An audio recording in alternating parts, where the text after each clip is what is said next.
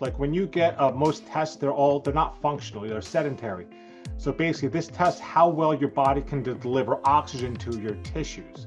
So the higher VO2 you have, the higher ability your body has to deliver nutrients to its tissues. Dr. Jan Kasprowicz is a chiropractic physician, sports recovery specialist, nutrition coach, and the founder of New Jersey Chiropractic and Sports Recovery. He specializes in improving mobility, accelerating recovery, and helping people perform at a higher level. Today, we're diving into one of the hottest topics in health and fitness, VO2 max testing. Welcome to the New You Game Plan, your blueprint for health and fitness transformation. I'm your host, Kirk Charles. Recently, I took a VO2 max test with Dr. Jan, and it completely blew my mind regarding training, endurance, recovery, and healthy aging. What I discovered opened my eyes to new possibilities for improving both performance and longevity. And here's the beauty of it. This isn't just for elite athletes.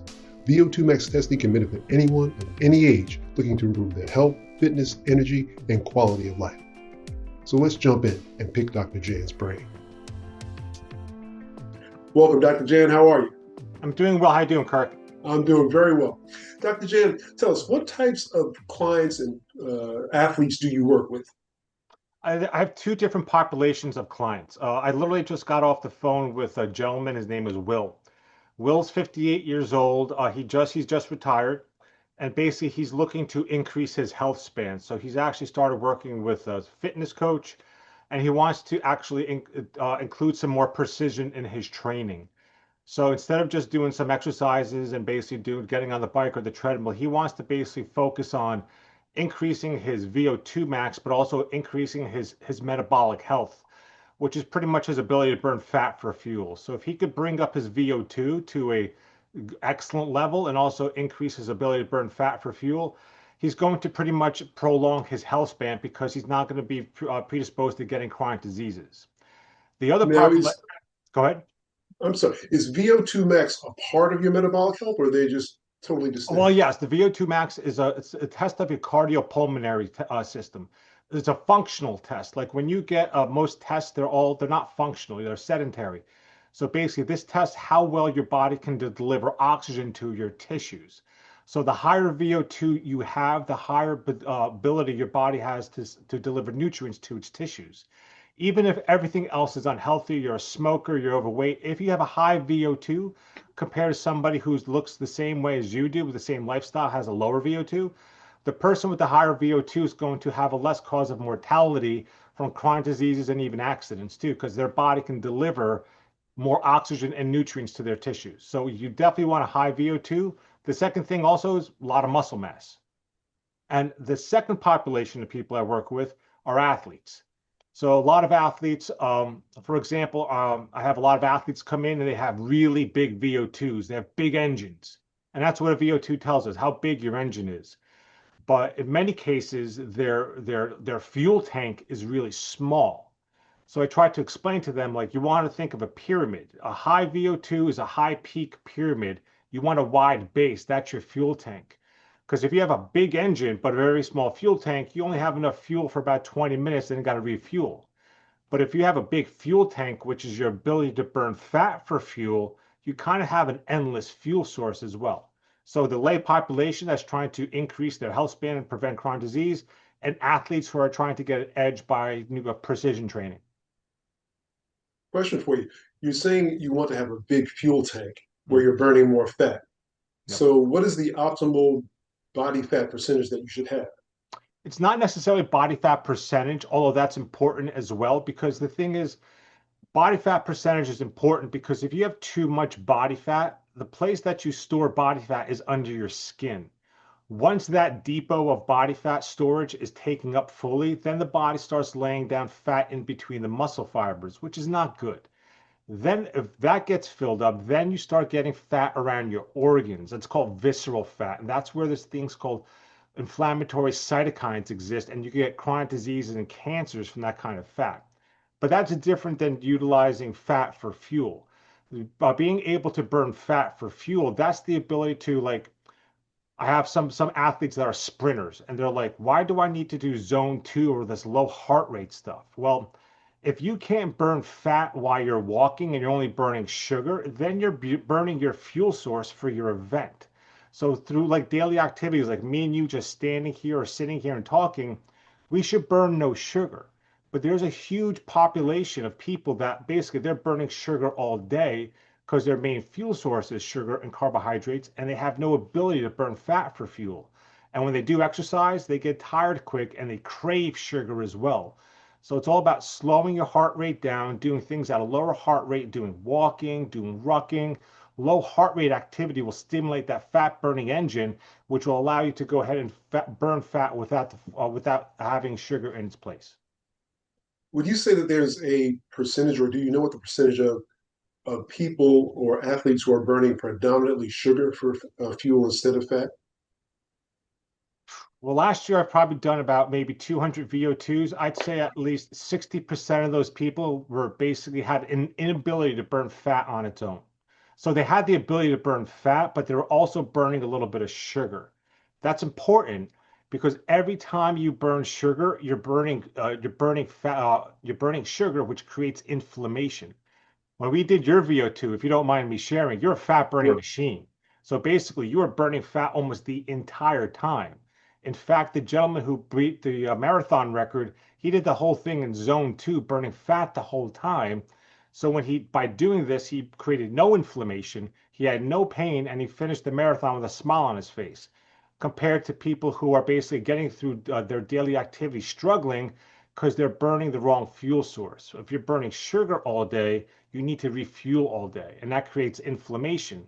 So if you have a knee issue or a shoulder issue, which could be a small little pain, but if you're burning sugar all day, that 2 out of 10 could be a 6 or 7 out of 10 just by burning the wrong fuel source. Now, how does your body adapt to burning sugar versus fat? And is this something that, as a child, when we're born, I assume that we're drinking mother's milk or any other Yep. type of milk and we're getting sugar into our bodies. But is there some time frame or maybe going through puberty where you start to burn more fat than sugar, or how does it work regarding your Well, age? that's an excellent point, Kirk. Because when we're drinking mother's milk, that's just protein and fat. There's no carbohydrates in there. So basically, we are fat burning machines as infants. And the other thing too, we have fantastic cores because we're falling, we're stumbling, we're learning how to walk, really activating our core. But then we become sedentary. And when we become sedentary, we stop burning fuel. And basically, the other thing too, especially in these Western cultures, it's a race to see which child can eat Cheerios first. And then we start cramming these refined carbohydrates into their mouth. So the beautiful thing is we all have the ability to burn fat, but the thing is, because of our Western culture, we become sedentary, we're not moving as much.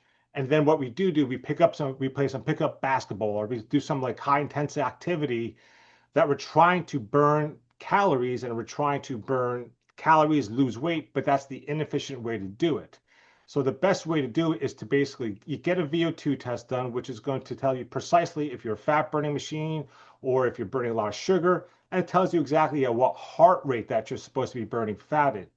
For example, world's greatest cyclist, his name is Tadej Pogacar. His heart rate, zone two, which is the fat burning heart rate, is 145 on a good day. So I have these cyclists that come in who have been local guys. They're pretty good. I asked them, like, what's your zone two? And they're like, 140. I'm like, oh, so you and Tadej Pogacar have almost the same zone two. And then when we do the VO2 test, we actually see their zone two is really like 110 to 120, which means is they're training too hard. So if they want to burn more fat, and this is also for the lay population too, if you want to burn more fat, get rid of that fat tissue, it's not about doing high intensity training, which has its place. But if you really want to stimulate fat burning, you should first try to develop a fat burning engine and then also include some high intensity interval training because that also has a tendency to increase your metabolic rate, but it burns fat later in the day. And the other issue with that too is high intensity interval training is poorly defined. When you do high intensity interval training, you should be exhausted to the point where you can't talk and you're literally on the floor, not doing some exercise and then talking to your partner next to you. That's not high intensity interval training. High intensity interval training is 6 minutes of all you can do as hard as you can actually do it. Regarding the high intensity interval training, let's say I'm just the average person. I work 40 hours a week. I'm married. I have a couple of kids, and I can only get to the gym maybe 4 times a week for an hour. Mhm. Do you have a certain ratio of types of exercises that you should focus on during those 4 hours? Well, yeah, the beautiful thing is if you're getting into the gym, so what I recommend if you're doing like weightlifting or you're doing like non-high intensity interval stuff, I recommend people get into the gym 10 minutes early. Get on a treadmill for 5 minutes, get on a bike for 5 minutes, and you're going to be in zone two, fat burning. Then what you're going to do if your workout is a half hour, when you're working out with weights, your heart rate is still low. So you're still burning fat. So you come in with a warm up for 10 minutes burning fat, half hour burning fat with your weightlifting workout, and then a cool down for 5 to 10 minutes too. That's all fat burning.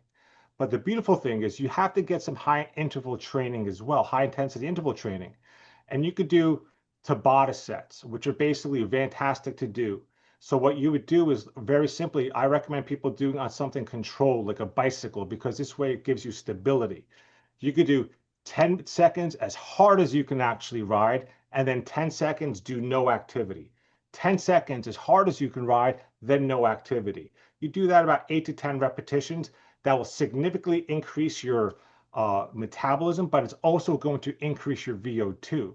Now, I know also some people, I'm 52 years old. So my goal is not to get injured. So I would do my Tabatas or high intensity interval training on something where I could prevent injuries. I know some people doing sprints up a hill, which is fantastic, but I'm 52 years old. I'm not as agile as I was when I was 18 and more athletic.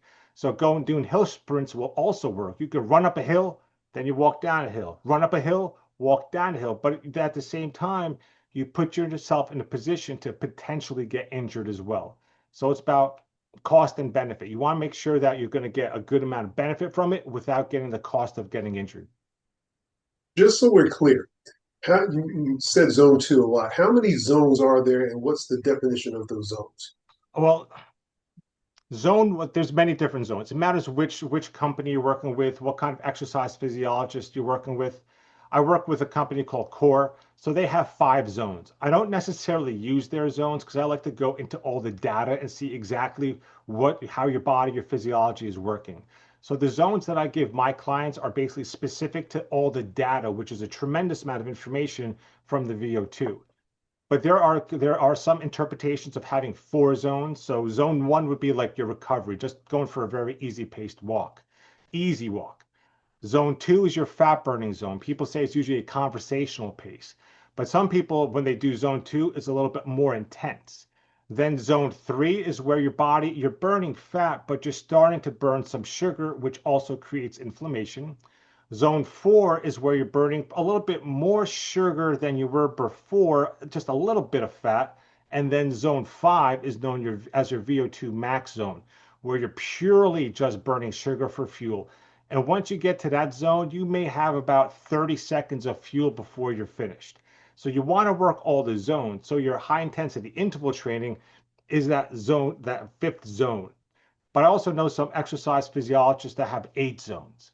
They do zone one, then they do zone two, zone 2A, zone 2B, zone three, zone 3A, zone 3B, zone four, zone 4A, zone 4B, and then zone five. So it matters what kind of your athlete you're working with and how precise they're looking in their zones. Regarding the zones where you're burning sugar or fat, is there a particular diet that's best or that hurts your ability to burn fat Sure. as far as this VO2 max test is concerned? Ideally, you want any kind of refined carbohydrates. This is a great, great question because I had last week, I had a junior Olympic swimmer come in. He's built this tremendous body of swimming. He's only 15 years old, but he swims fantastic. But the thing is, he could only swim like he beats everybody the first 50 meters. But on the way back, he lags significantly. We did his VO2 test. I'm like, what did you eat? Do you know you're supposed to fast 2 to 3 hours before the test? He's like, I had some cake. And then he was drinking Carnation chocolate shakes. which is 27 grams of pure sugar. So he drinks 3 of those a day. So I told him, I was like, okay, let's do your VO2. Let's see what kind of data we get. The whole thing showed that he was a fat burning machine. He was a sugar burning machine. He could barely access any body fat. But the thing is, he was supposed to fast before the test. So then I'm like, let's redo the test. We did it 2 days later. I'm like, fast before the test. If you need to eat anything 3 hours before the test, I want you to eat some blueberries, some strawberries, some blackberries, berries, which are fantastic because they have a good amount of sugar, but they also have a lot of fiber. The fiber in fruits and vegetables, which are a great fuel source, will reduce your insulin response. Because if you're eating cake, your insulin goes through the roof to control that sugar. But with a high fiber food like vegetables and berries, that controls your insulin and brings your insulin down, which allows you to burn fat. Because if your insulin goes up, you can't access body fat for fuel because your body's trying to push out that sugar. But if you eat vegetables and fruits, whole foods, then what happens? Yeah, your insulin goes up, but the fiber in those foods brings that insulin down so you have access to the fat. So when he did his VO2 the second time, completely different. He was still burning fat for fuel because he's 15. He still eats junk. But at the same time, he's got this tremendous engine fat burning machine that he has. So it's a completely different outcome. And he showed that he has the ability to burn fat for fuel. So fuels that you want to eat, good whole foods. Basically, you want to stick with good whole bananas, avocados, strawberries, blackberries, basically good vegetables, organic vegetables. Eat some fats as well because that's a great fuel source as well. And understand, if you're fueling with sugar, it's easy to burn sugar. We've all had some chocolate. You eat like a Reese's peanut butter cup, and within 10 seconds, you're like, whoa, I got all this energy. And then 5 minutes later, you're like this. But to burn fat, you have to pull it out of storage because that's stored body fat. So it may take some time for your body to get used to burning fat. But once your body understands how to burn fat, you're going to get that energy from fat much quicker. In your experience, which types of athletes have the greatest VO2 max? I would say cyclists, because with cyclists, it's like they're on a bicycle. But the thing is, too, it's like runners and cyclists, they have huge VO2s. And from what I've seen, also rowers. I worked with a rower about 3-4 weeks ago. He had a humongous VO2. And I think just recently, with like, I think the biggest VO2 max recorded was by a cross country skier. And I believe it was like in the 90s, but somebody just hit 101, which is absolutely ridiculous. And that was a cyclist. Because when you're a cyclist, you are on a bicycle, so you don't have to worry too much about stability. And therefore, when you're a runner, runners have big VO2s too, but you're running. So you're working a lot of joints, you're creating a lot of discomfort. Your body has to create a lot of stability. So you're not getting everything fine-tuned into actually your VO2. But when you're on a bike and you're doing your VO2, you're going to notice that your VO2 could be higher for some people with good bicycle skills. Now, if you don't know how to ride a bike, or if you don't understand how to understand that pain, the lactic acid that builds up in your legs on a bike, then I recommend people do VO2s on a treadmill, because everybody knows how to run. Everybody's run before, and we have the biomechanics and understand the neurological pathways on how to walk and run. So I've seen the largest VO2 so far on bikes because provides you stability, and you're just working muscles, breathing in, breathing out. You don't have to worry about stability. You don't have to worry about twisting an ankle or anything like that. When you're taking the VO2 max test, I took it on a treadmill, and I had the option to take it on a bike or the treadmill. But I took it on the treadmill based on your recommendation. I think you said the test results may come out be more effective or better. Is that correct? Sure. Because the thing is, if you're a very good cyclist, then you have all the skill set of not just pushing down on the pedals, but pushing down and pulling up. And it takes a lot of skill set. Plus, you need to understand that there's a neurological pathway that you have. Your brain needs to understand to pedal. So, but also, if you're not a very good cyclist, like a very good experienced cyclist, you're not going to have that. Now, when you run, you usually run with your shoulders back. So when your shoulders are back, you have greater chest expansion. the greater chest expansion you have, the greater air that comes into your lungs, and technically, theoretically, the higher VO2 you should have. So I recommend everybody to get a baseline first, do it on the treadmill. And then if you want to get more specific, especially with triathletes, I recommend they do both. First get on the treadmill and then also do it on the bicycle. I had other people who basically just started cycling, and we need a base minimum of 6 minutes on the test. So when I do treadmill tests, we start at 1.5 miles an hour, which is walking. Then we go to 2.5 miles an hour, which is walking faster. Then 3.5 miles an hour, which is kind of like a brisk walk. And we get 6 minutes right there. I had a gentleman about a month ago who said, "Oh, yeah, I've been cycling for a while." I don't think he was too honest, because we did his VO2 on a bicycle. He lasted about 3 minutes and 20 seconds. And then we tried it again because I thought something was wrong with the machine. But no, he lasted 3 minutes and 10 seconds. So he's coming back and we're going to do it on the treadmill. So you want to do whatever you're the most efficient at. When you're doing the VO2 max test, I know that you ramped it up pretty high. Yep. And Yeah. the speed kept increasing, and then the incline kept increasing. How far would you ideally like to go? How far would you like to progress during that test? What is an athlete able to do? What is a layperson able to do? What's the difference? Great question again. Because there's two ways to do it. You could do a full max effort, which is if you're physically capable of doing a max effort test, then you got to do max effort. Now, we have to define max effort. Max effort is you're going so hard, and the only reason you need to stop is because your lungs and heart are just totally giving out. That's maximum effort. So when I had you on the treadmill, you gave max effort. Then I took the mask off you. Once you said you were finished, we stopped the treadmill. I asked you, "Kirk, was this your maximum effort?" And you couldn't talk. You were like, "Yes." So I put into the software max effort. This Friday, I have a gentleman who's basically, he's pretty healthy, but he has bilateral Achilles issues. So I can't do a VO2 test on him to max effort, because that's going to agitate his Achilles, and he's going to have a problem walking for the next couple of weeks. So we do sub max. We're going to do 1.5 miles an hour walking for 2 minutes, then 2.5 miles an hour for 2 minutes, 3.5 miles an hour for 2 minutes. And then we're going to start increasing the incline a little bit until he feels I'm getting uncomfortable. Then what we're going to do is we're going to stop the test. I'm going to ask him, "Was this your maximum effort?" And he's going to tell me no, because the reason he had to stop was his Achilles. It could also be you had to stop because you had some knee pain or low back pain. So we put in the software that no, this wasn't your maximum effort. It's known as a sub-max test. Then what the software will do, it will extrapolate the data and use an algorithm to give what your VO2 would have been if you would have kept going.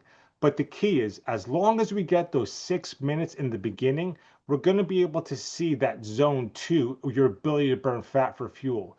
We may not have the most precise VO2, but it's going to give us a pretty good idea what your VO2 is, but we're going to have a nice clear picture of your ability to burn body fat for fuel. One reason I was excited about this test is because you told me something that I had no awareness of, and we were talking about breathing. Mm-hmm. Now, I'm a person who high blood pressure is my issue. I think we all have some type of weakness. Of mine would be blood pressure just raises, and I have to do everything I can to keep it down. That's why I exercise so much. But you started to talk to me about breathing, and I've always been under the impression that carbon dioxide, which you exhale, is waste product and it has no use at all. Tell us how that affects your VO2 max. Well, what I do for my clients now is we do a couple tests. So we'll do a carbon dioxide tolerance test, because carbon dioxide is hugely important. I'm from New Jersey, and usually when I'm talking to people, I usually talk like this, especially if I know them, I'm comfortable with them, I speak like this. But we're actually supposed to talk at this rate, because when you talk like this, you allow your body to breathe in oxygen, increase carbon dioxide, and the more carbon dioxide that you create, that allows the oxygen to come over and your body utilize that oxygen. But when I talk like this, because I'm from Jersey and I have a lot of things to say, I create a lot of oxygen, I breathe it in, but I'm not allowing my body to make carbon dioxide. So there's a wall where the oxygen can't get through. That's why if you're talking on Zoom meetings all day, you're talking a lot all day, but you're not having any physical activity, and then you're exhausted. Why? because you have all this oxygen that you're bringing in, but it can't be transferred over to your tissues. So we do a couple tests. We do a carbon dioxide tolerance test. You walk on the treadmill for 2 minutes at 2.5 miles an hour. Then you pinch your nose, hold your breath, and I count your steps. That tells me dynamically how comfortable you are with carbon dioxide. You do another test called a BOLT test, body oxygen level test. You sit on the couch, breathe in and out through your nose for 2 minutes, then you hold your breath, and you wait till you first feel like you need to take a breath. That tells me also how comfortable you are with carbon dioxide at rest. And that's important because if that number is low, then that probably tells me you're more of a mouth breather. And that's hugely important because if you're breathing through your mouth rather than your nose, you're not getting enough oxygen in your body. When you breathe in through your nose, you have sensors that tell the brain oxygen's coming in through the nose. Then the brain releases a vasodilator called nitric oxide. It opens up your arteries, the capillaries, and the small little arterioles, which allow one red blood cell through at a time to feed nutrients to your tissues. So if you're breathing through your mouth all the time, you really shouldn't be doing a lot of exercise because you're not getting that tissue. It's not getting humidified, it's not getting filtered, and it's not getting deep into your tissues to provide nutrients. But that's easily reversible just with some basic breathing techniques. Breathing techniques, I've been holding my breath a lot since meeting you, and you recommended that holding your breath for as long as you can during some activities is a good thing. Tell us why that's the case. Because what that's going to do, well, here's a good example. I've had a diverse amount of clients, and I had, oh, this is going way back. This is when we were, the United States was in the Iraq War, and I had two U.S. Marine Corps Scout snipers come into my office. Came back from vacation, and I see these two guys against the wall. They're basically scanning the room, no sleeves, tattoos all over their bodies. I was like, whoa.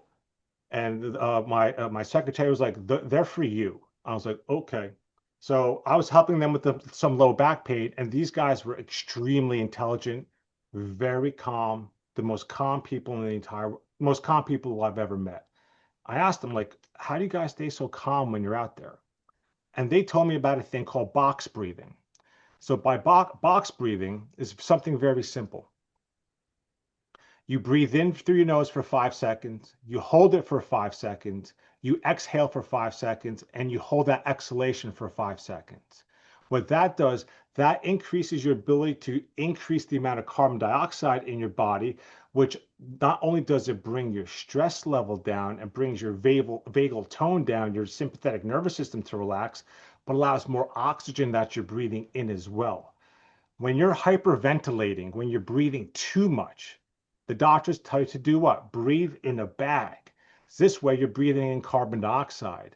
So holding your breath does the same thing. So if you have a low BOLT score, body oxygen level test, I tell people walk for 10 seconds, breathing in and out only through your nose. Then I want you to walk for another 10 seconds, holding your breath, and then start breathing in and out through your nose again. And if it takes you more than 10 seconds to reach composure, so you're talking like this, then you're holding your breath too long. Then try 8 seconds. Walk, breathing in and out through your nose for 10 seconds, hold your breath for 8 seconds, and then see how long it takes you to reach composure. If you can reach composure within 10 seconds, good. Hold your breath for 8 seconds throughout the day. Hold it for 8 seconds, then breathe normally for 10 seconds. And that by itself is going to do two things. It's going to increase the amount of comfort you have with carbon dioxide, which will allow more oxygen into your tissues. But the other thing it indirectly increases your VO2 max too, because there's more ways than just increasing your VO2 by high intensity interval training. If you could increase the ability of your body to utilize more oxygen, your VO2 also goes up. So it's a non-stressful way of increasing your VO2 as well. How does training at high altitudes affect your VO2 max? Oh, that's great. I do a lot of high altitude training with my clients. I work with a lot of mountaineers, and it's not just for mountaineers too, because when you're exposed to anything about 9,500 feet, that's where your body goes ahead and turns off fat metabolism. So basically, you're turned off fat metabolism, and now you're basically burning sugar for fuel. So I did altitude training with the 15-year-old swimmer before he did his competitions. What that does, that actually increases your stem cells. So you have more stem cell production too, but also your brain's like, whoa, I'm at higher altitude. I have less oxygen. Let me make more red blood cells. So by increasing more red blood cell formation, which is created from the marrow from your hips and your femur, you're increasing more red blood cells in your body. And then when you're exposed to normal altitude, like we're at sea level, so we're at 20% oxygen. When I bring somebody up to 12,000 feet elevation, they're exposed to 10% oxygen. So if they're exposed to that 10% oxygen and then they're exposed to sea level oxygen, they have more red blood cells. So the more the oxygen they breathe has more red blood cells to attach to. So it could go ahead and not significantly, but it will boost your VO2, but it will significantly improve your performance.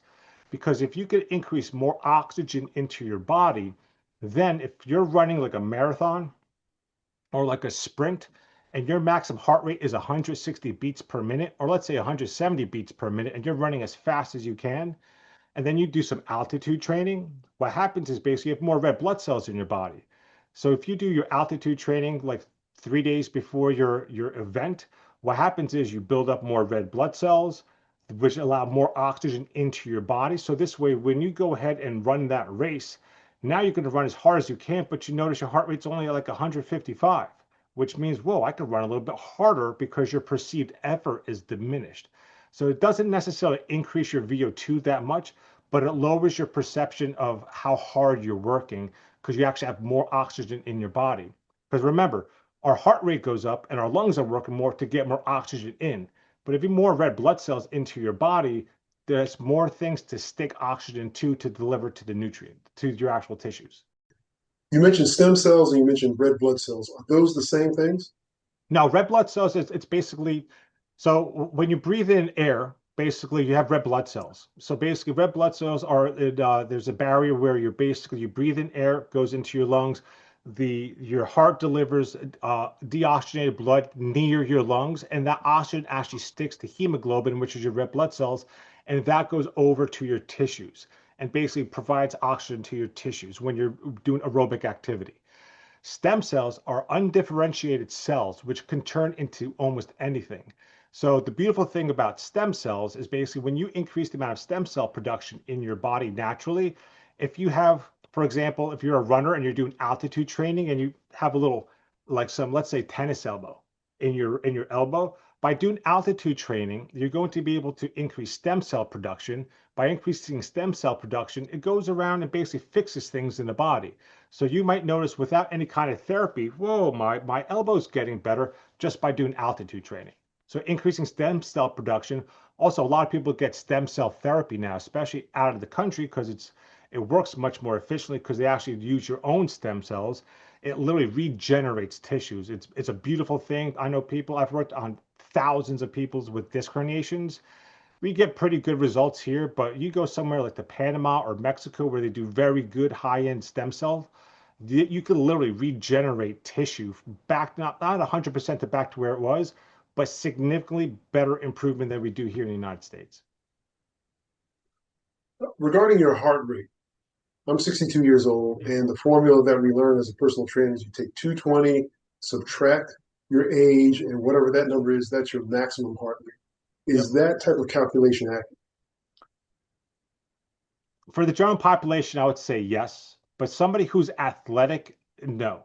I had this Irish lady come in, and she brought in her life coach because her life coach was telling her, "You're training too hard. You're training too hard." So imagine this 5'4" Irish lady who was cursing in Irish while she was in my office, and she was trying to tell her life coach, "I'm going to prove you wrong." She was 80 years old, and she did a VO2 test. And if you're game, if you want to do the VO2 test and if you've signed off on the PAR-Q questionnaire, which means you're okay to exercise, let's roll.